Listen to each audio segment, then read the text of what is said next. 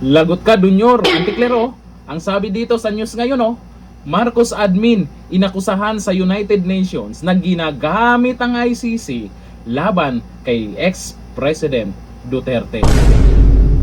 Isang written submission ang inihain sa United Nations Human Rights Council kung saan inakusahan umano ang administrasyon ni Pangulong Ferdinand Bongbong Marcos Jr. na ginagamit ang International Criminal Court or ICC bilang instrumento ng political warfare laban kay dating Pangulong Rodrigo Roa Duterte at sa oposisyon bago ang 2028 elections. Kahit papano, hindi lahat bulag-bulagan. Nakikita rin pala nila ang katotohanan. Pero si Anticlair dito, malamang tameme mo na yan. Yung mga bayarang media, mga kilalang media dyan, malamang hindi nila nakikita to. Hindi nila naririnig to. At malamang tameme din yung mga yan. Kasi naman, malay-maletad ba naman?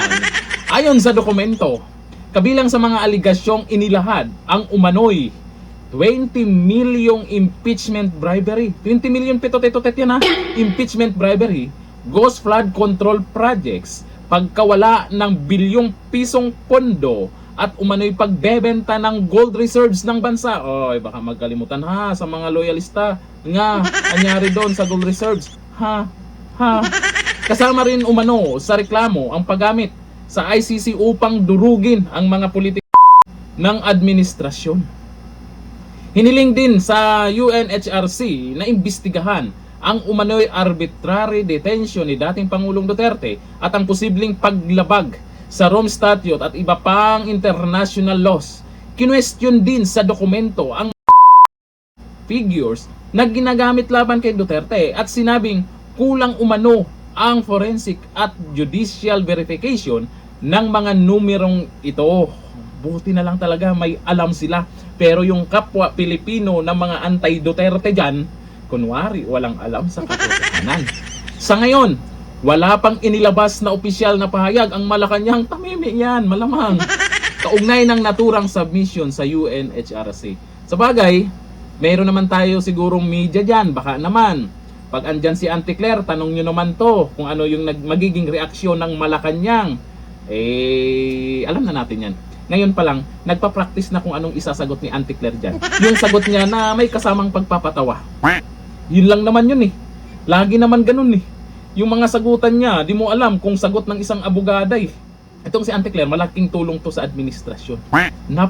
Napakalaking tulong niya kay Dunyor para lalong bumaba ang trust rating. Diba? Dahil kay Anticlair, kung ano-ano mga pinagsasabi niya dyan. Pag lumabas sa balita, pansin nyo naman pag lumabas sa balita, kahit sa kilalang media, pag si Anticlair na ang sumasagot sa mga katanungan ng ilang reporter dyan, yung reaksyon kasi puro tawa. Isa lang ibig sabihin yan, pinagtatawanan na kayo dyan dahil kay Anticlair. Kaya go lang, huwag mo na palitan.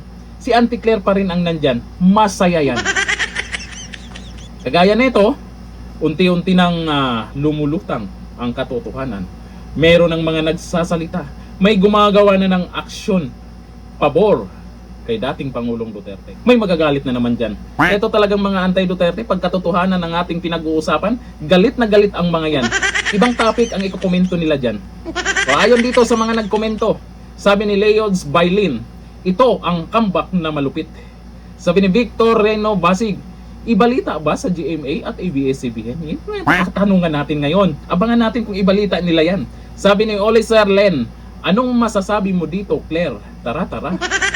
Sabi ni Kapitan Nawalay, ano ang masasabi mo dito, Anticlair? Maraming nagko-comment ng ganun Anticlair, anong masasabi mo dito sa balitang ito?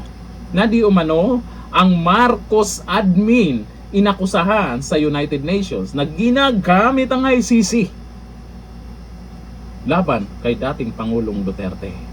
Sa tingin nyo, totoo kaya yan? Na ginagamit lang ng Marcos admin ang ICC? Malamang na malamang, alam ng taong bayan yan. Hanggang dito lang, thank you.